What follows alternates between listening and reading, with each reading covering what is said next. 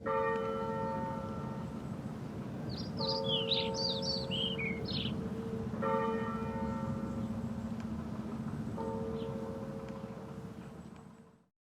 welcome Rowena and Christopher.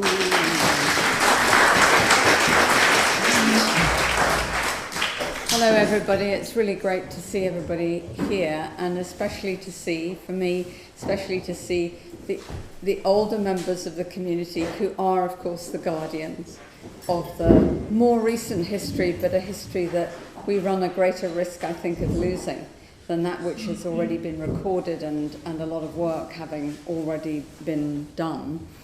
I didn't really have a brief for this, so it's a little bit of ad hocery, but I thought what would be helpful would just be to chart the emergence of Hanwell and the development of Hanwell across quite a long period of time, and that then we could take some questions. And it wasn't really until we fished out all the files that had all the materials on it that we realised quite how much we've been collecting over the years. And what I hope will happen, following on from this, is that we'll actually get all of the stuff that we've got scanned, copied, and get it up on the website with everything labelled insofar as we can, and set a bit of context for it, because it'd be great to have a really good record of the stuff that we've got.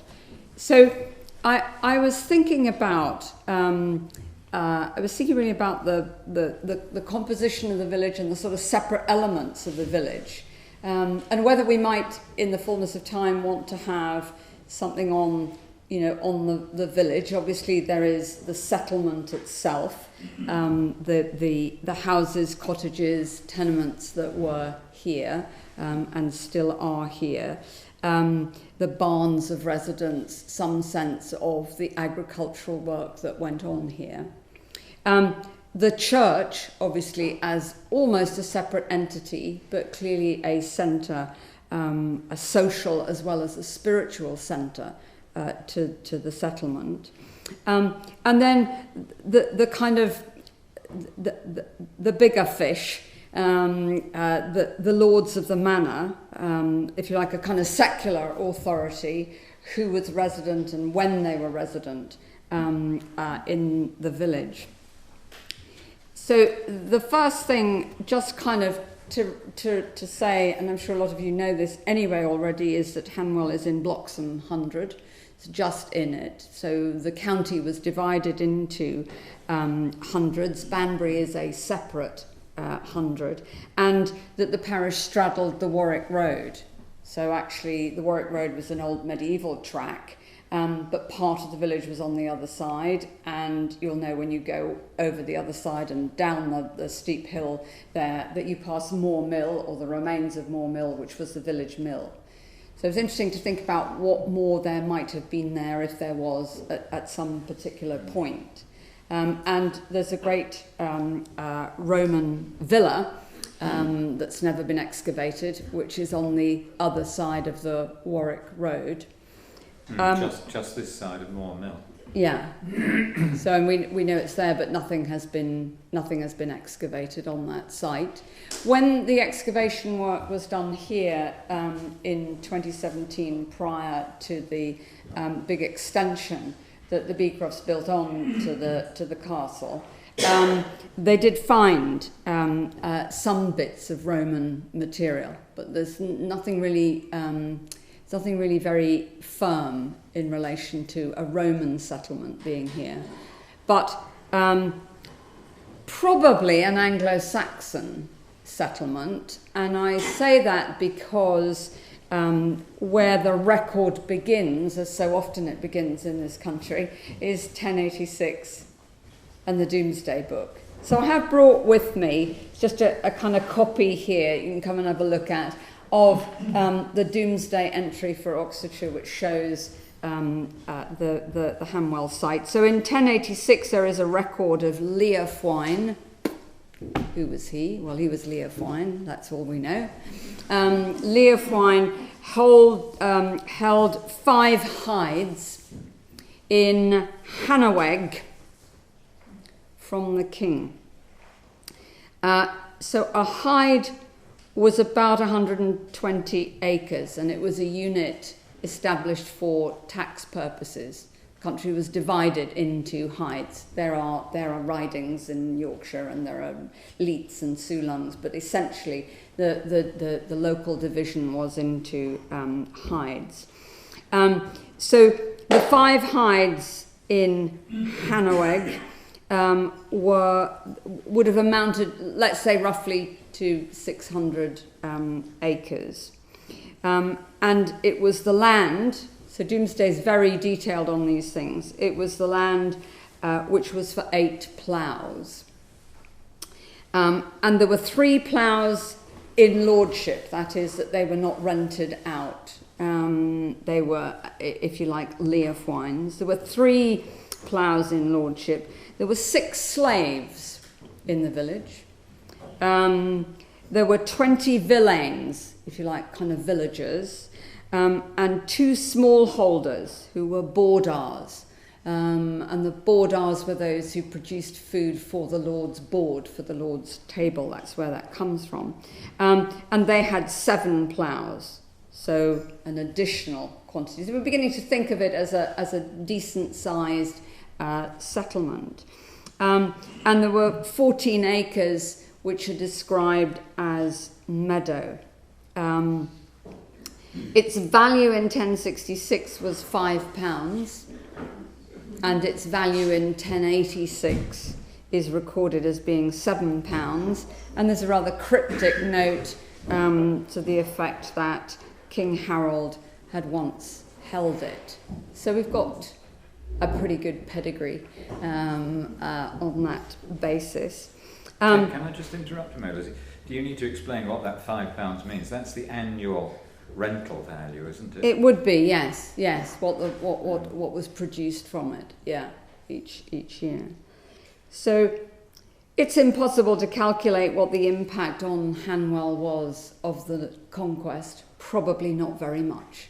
They would have maybe been aware. The Bishop of Lincoln, of course, is a major landholder in this area. They may have been aware of a residence in Banbury, an episcopal residence there.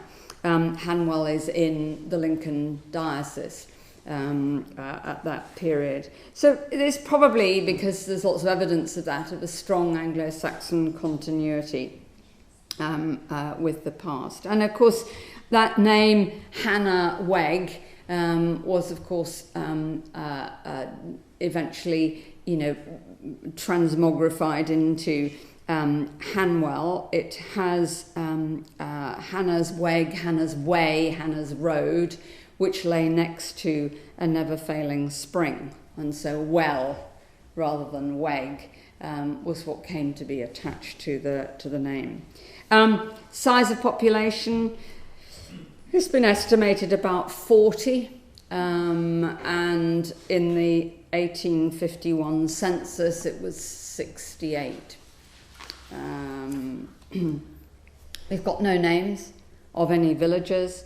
The references are very fragmentary and sufficiently fragmentary that I can cite them for the Middle Ages without boring you stiff. So in 1316, an unnamed tenant paid tax of 2 shillings and 6pence, which was quite a lot of money. And in 1327, 24 tenants were paying just under 2 shillings in tax.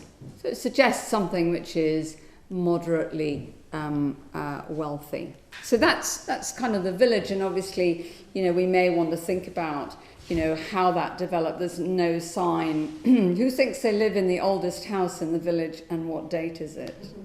Or does anybody have an idea of that? Mr. Brandt at the back of the room. 1600. You've got a date of 1600. Yeah, which I would guess is probably the earliest of the houses here, and it probably is a case of footprint that's still there. I think Heath Farm is possibly a bit old. A bit older? I think possibly. All right. Could be 16th century. So that's interesting just to kind of think about, you know, the housing in the village. Now, the church is vital at this point because much better documented, and we're going to know much more about the church.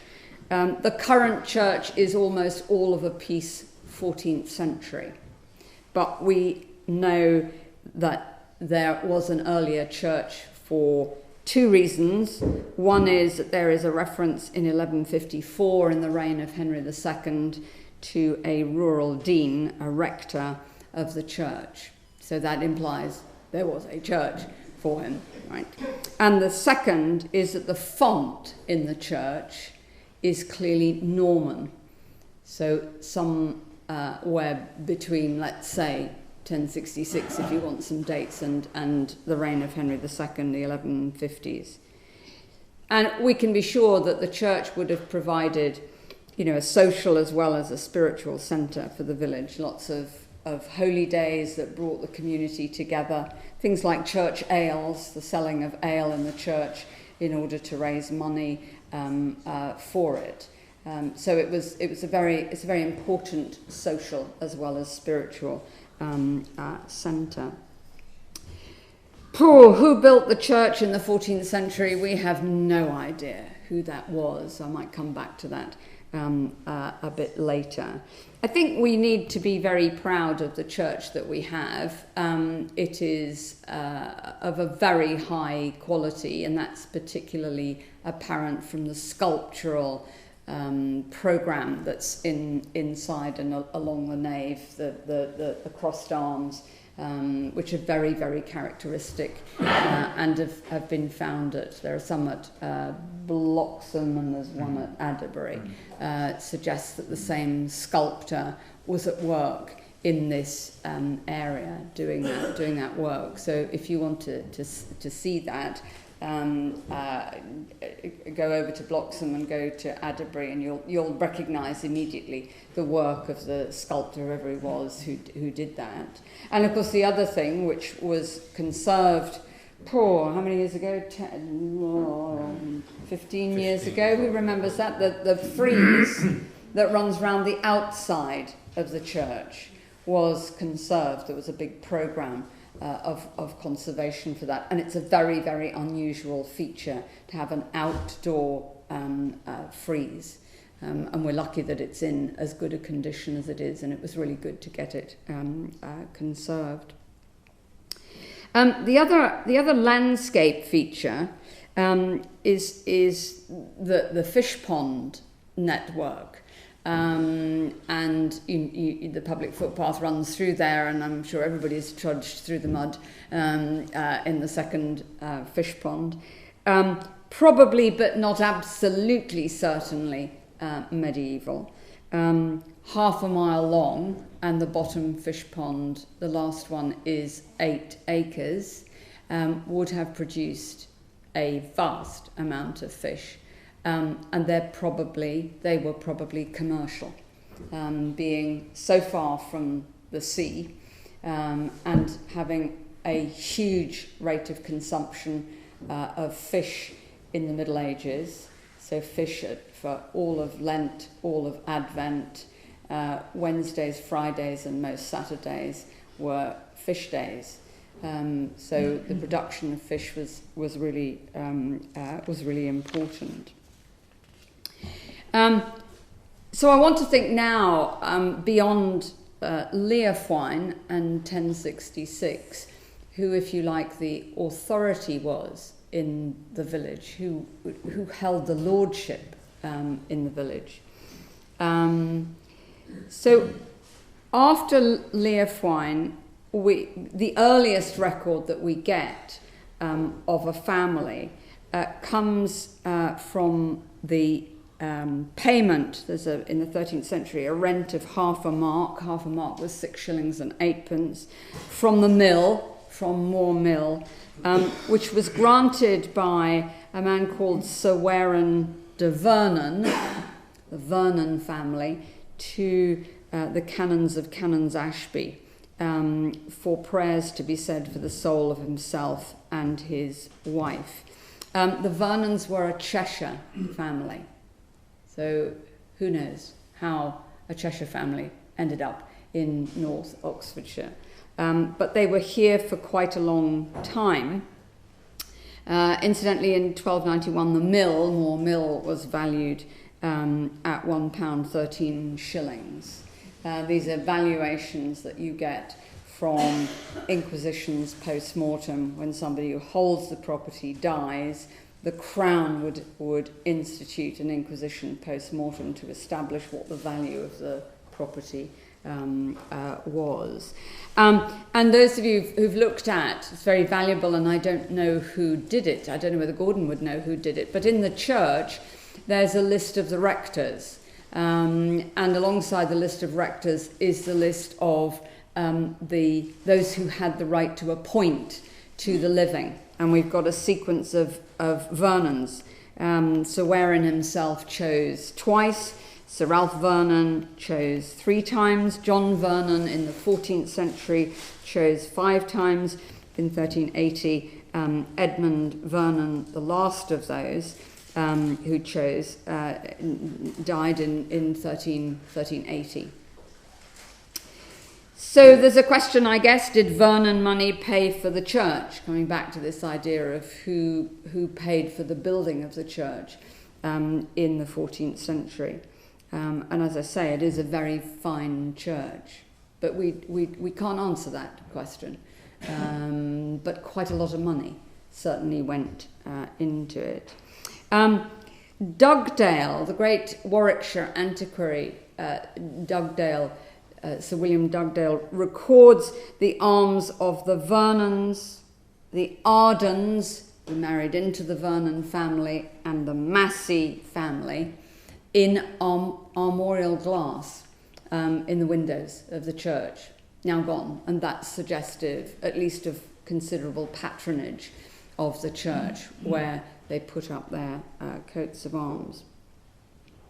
The 14th century, of course, brought, and I thought I'd just kind of say that in view of what we've all just been through, the 14th century brought bubonic plague to England in the form of the Black Death.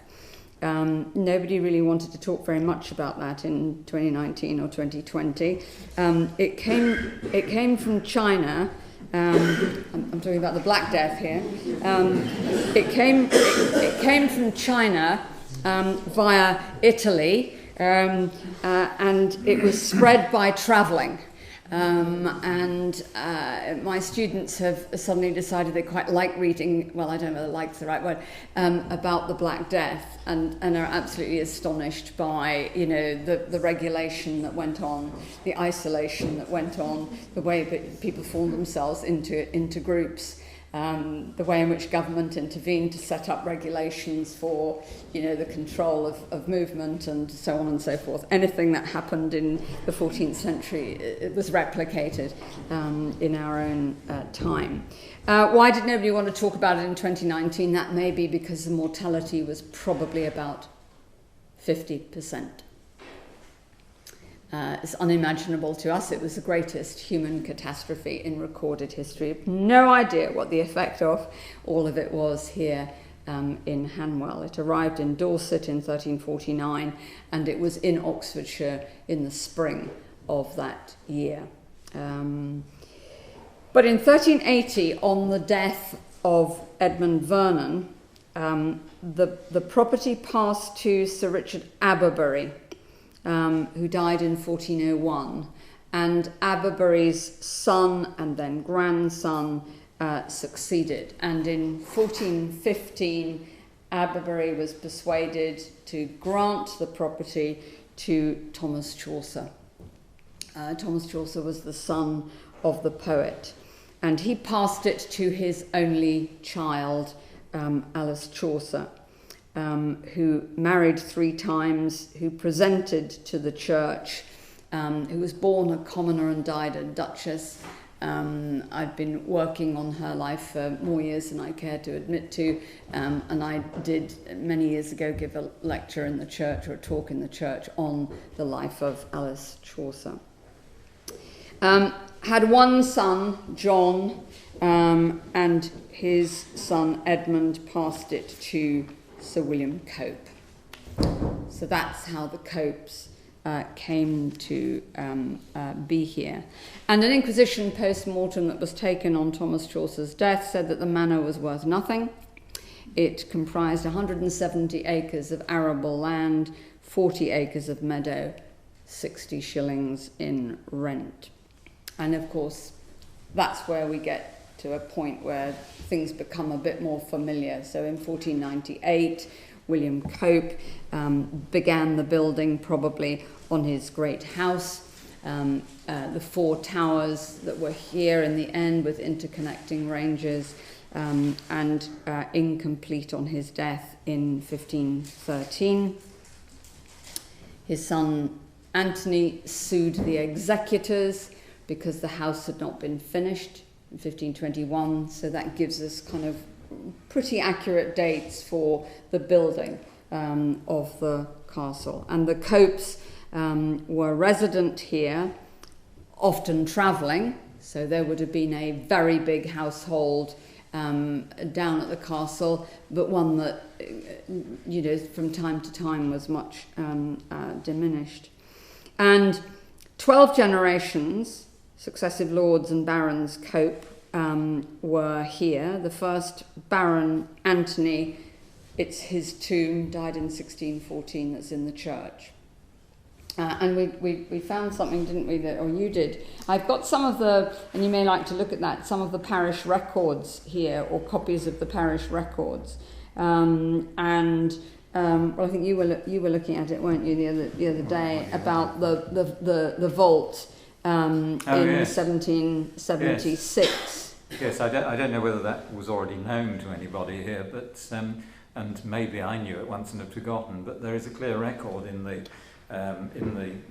St Peter's Parish register that the Cope family vault at the east end in the chancel, where the floor has been raised, you can see it's been raised a long way. And in fact, actually, you can hear the fault underneath. If you stomp on the stonework in front of the altar, you can hear that it's hollow.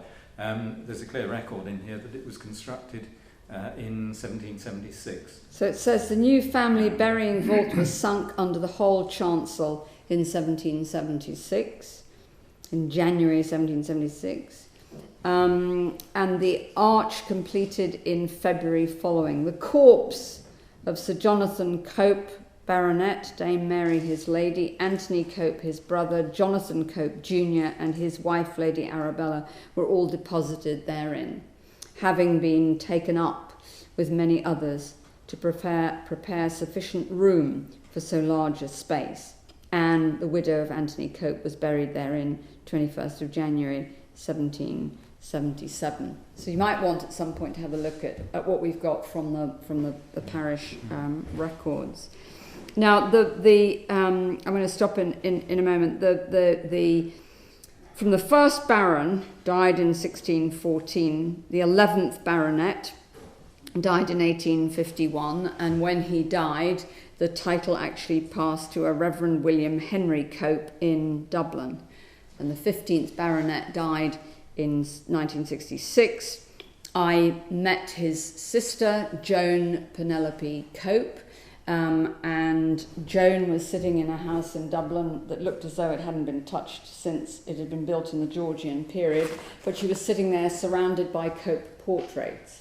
And this is the earliest of the Cope portraits. It's of William the Builder of the castle, and she very kindly arranged for some photographs to be taken of some of those. She has since died, and the collection has been divided, sadly, but it's been divided between members of the family. Now, the Cope title and the Cope land parted company in 1721.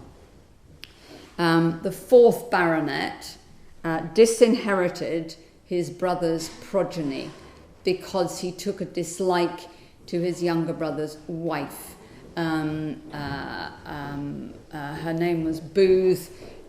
She worked in a pub in Dunkirk. She was a foreigner. She was clearly totally unsuitable as his wife, and he didn't want to have anything to do with the children. So he passed the land instead to a cousin, Jonathan Cope of Bruin. That's where you get that sequence of names. And there are some Jonathans that are in the chancel. There are plaques to them on the walls in the chancel. And the upshot of that was that the land passed down the Bruin, Jonathan Cope of Bruin family, to Arabella Cope, and Arabella Cope married a Sackville, and their daughter married the Earl de la Ware, and that's what gives us the Earls de la Ware today. When did the castle largely come down? Because it was 4 towers and interconnecting ranges. That's not documented. There are various stories of a fire. There have been stories of Cromwell's men, but that doesn't work because it was still there long after that. So we've got... There is a view on the table here done from the life in July 1776. Which shows it was fully standing. It's clearly untouched original Tudor work. The house was in a fine state in the summer of 1776, so Cromwell had nothing whatever to do with it. So we've got there are various views that people can look at in a moment. So it was certainly gone by 1800. Save for the tower that survives and the south range from it, and we have, as I say, got various views of it and in various states of dilapidation. There's also a dirty red brick on the end of the table which is a sample. That's a piece of the castle. A piece of the castle. It's a really important building. A broken half Tudor brick. It's a really important building because it's the earliest use of brick in the northern part of the county. So it's brick on the outside and stone on the inside. The Copes, until the death of Sir John, who was disinherited, left something of a mark. James I came and visited in 1605 and 1612. And then he came again in 1616, and it was he who made Anthony, the first Baronet Cope, a baron, that he gave him the title. And Charles I came in 1637, and they appointed to the living. So again, if you look at the list in the churchyard, there are a sequence of appointments there. And perhaps the most distinguished person who was appointed was George Ashwell, and George Ashwell's big tomb is in the south aisle in the church. And actually, he died in 1694. He published a theological treatise called the Gestus Eucharistus, which is all about how the Eucharist should be delivered and how it should be received. And a very good friend of ours found a copy of it in a bookshop in Cheshire, and it has the signature of one John Cope in it. It's a treasured possession, as you might imagine, at the house, and we think was probably the copy that John was given by Ashwell himself. And then I thought I'd just end by saying a little bit about the school. The school there were 2 Sunday schools in the village in 1812. In 1848, George de la Ware, so at that point the de la Wares had the property through Arabella. George de la Ware gave a cottage to be a schoolhouse and a house for the schoolmaster to live in. And in 1850, there are 30 children in the day school, and there were 38 children at the Sunday school. So the village has grown quite significantly by that point. In 1865, this was when the schoolhouse was built. So, is there anybody here who lives in the schoolhouse? Right. So the schoolhouse was built in 1865, and the old cottage school, and we don't know where that was. The old cottage school then became a teacher's house, and the school closed in 1961. Right? I'm going to stop there. I've done half an hour, and I it gets tiring listening to the same person talking. And I'm happy to take questions, whether I'll be able to answer them or not. I might redirect them to people who know better. But I think what will be really interesting will be to see what stuff there is. We've got a couple of aerial views. We've got some early maps. There's a genealogy that I did when we very first came of the copes of Hanwell, so you can see what the descent of it was. And I think everybody knows that there's been an archaeological dig going on in our garden for the last 10 years. I think it would be really nice to get Stephen Wass to come over and talk about the archaeology, maybe to have a talk about the archaeology and then go down and have a kind of village walk round and see some of the finds that there have been. I mean, that's a whole kind of story in itself. But what we did do is we brought up with us this volume, which is Plott's Natural History of Oxfordshire, which was published in 1676. 1676. And that is the second edition of 1705. And it contains a series of references to Hanwell in it. The one that became the goal to find, and which we have now found, is the House of Diversion, which is what has been excavated. Stephen just pitched up one day with a friend of ours. He'd been working up at Farnborough and done a dissertation, a master's thesis. And so he came over with Andrew Baxter, who's been the engineer on the telescopes in the grounds. And we walked round, and as we were going round, I said, well, what do you want? I mean, what do you want to do? And he said, well, I'm looking for a subject for a PhD thesis. And I said, that's fine. Look no further. You can dig around in our garden. So he'd got all these references that are in Plott's natural history. I just thought I'd end by reading to you the description of what we have now found. And this is Stephen's kind of recreation of what he thinks was on the site. So you can have a look at that. There are some other waterworks at the same Sir Anthony Copes in a house of diversion built in a small island in one of the fish ponds eastward of his house, where a ball is tossed by a column of water and artificial showers descend at pleasure, within which they can yet so place a candle that though one would think it must needs be overwhelmed with water, it shall not be extinguished. Imagine that, exactly, imagine that. So that is what eventually they found and has been excavated. But I think that's really a story for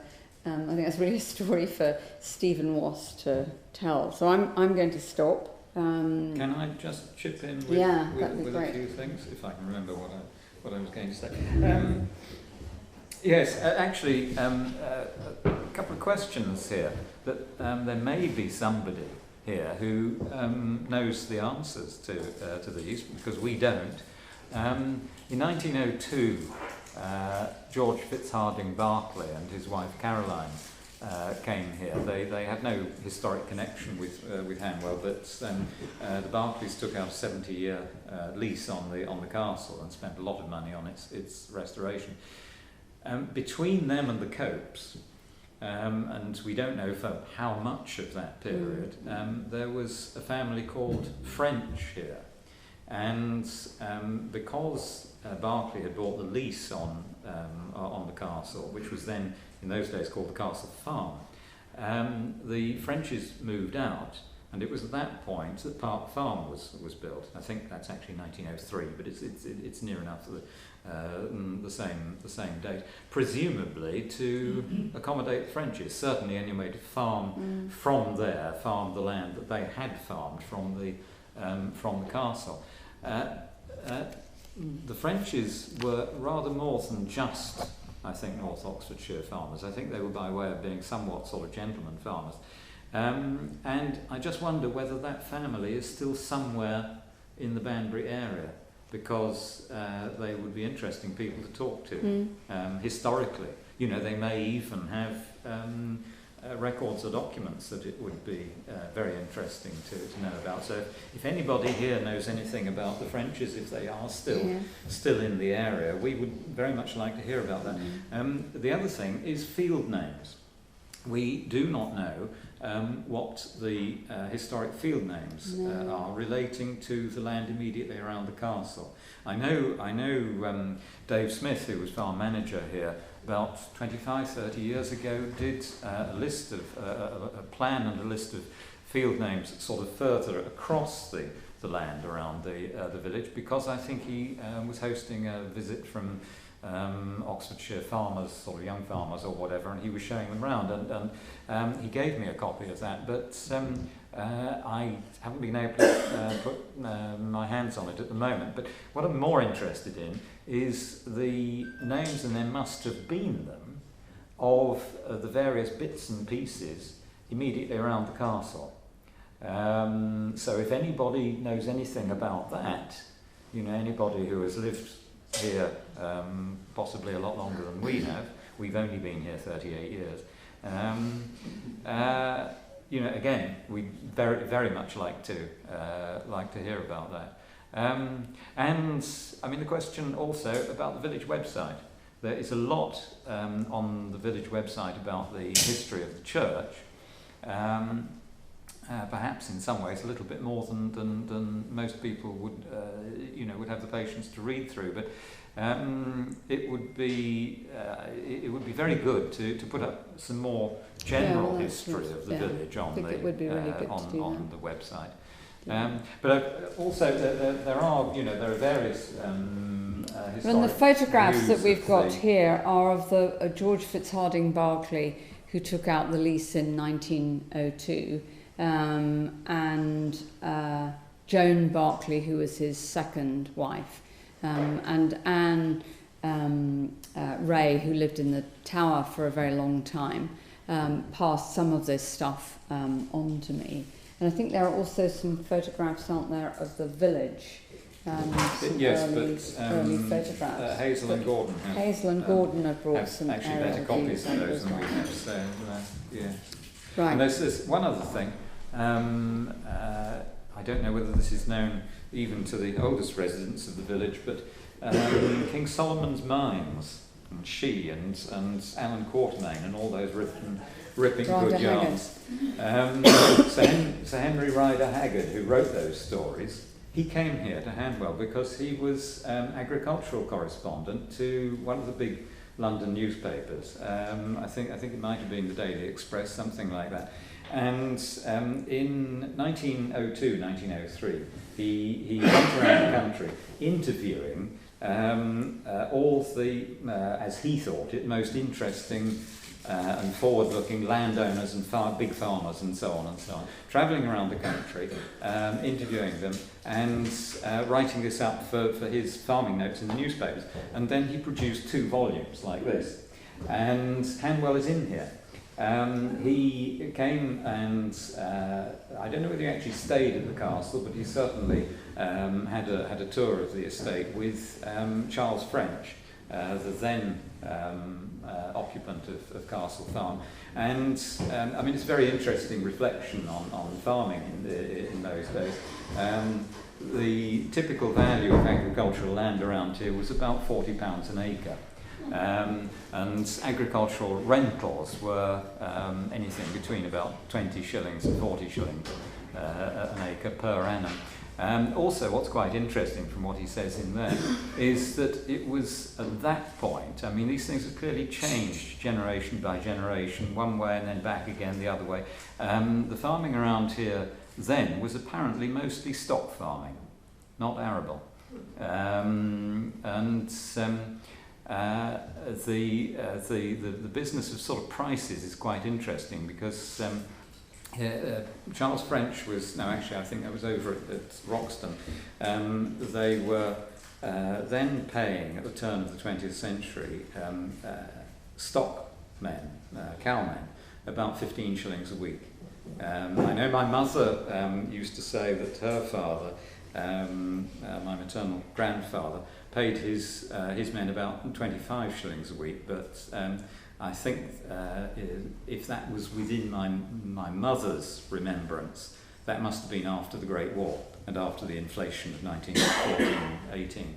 But 15, at the turn of the century, about 15 shillings a week. And Charles French had offered one of his men a much better cottage than he was living in for a rental of 1 shilling and 9pence a week.